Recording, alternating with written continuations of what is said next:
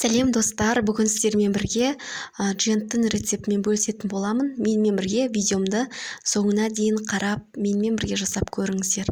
Ең алдымен бізге тарыдан жасалған талқан қажет болады. Қанша керектігінің барлығын астына жазып қоятын боламын. Енді қантымызды саламыз. Қантымызбен жақсылап біркелкі болғанша араластырып аламыз.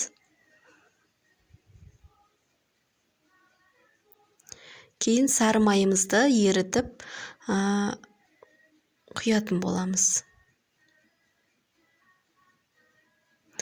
Көбісі түрлі нәрселерді салып, қоспасына салып жатады.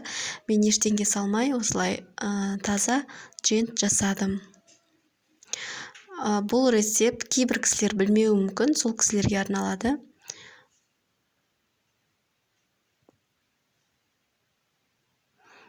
Осылай майы, сары майы аз болып қалмау керек. Бір-бірімен жабысып, құрғақта болмау керек.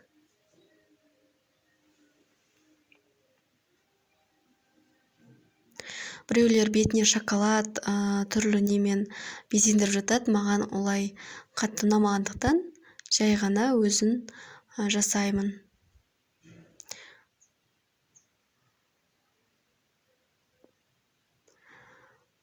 Достар, менің видеомды соңына дейін қарап, қалай шыққанын соңына дейін бақылап көріңіздер.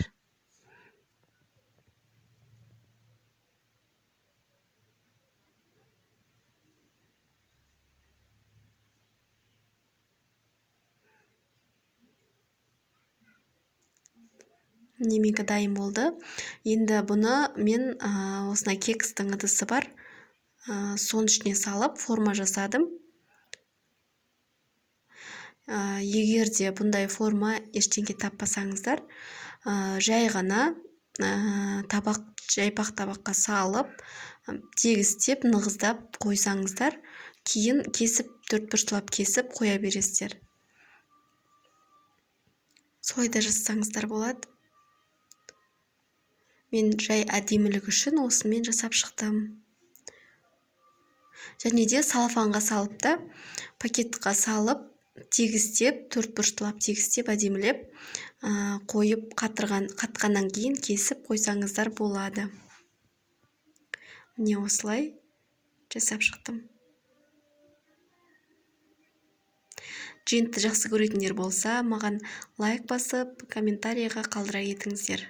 Мінекей менің осындай дженттерім дайын болды. Қазақтың өте оңай десерті. 5 минутта дайындалады десем де болады. Жасап көріңіздер, сіздерде де шығады міндетті түрде.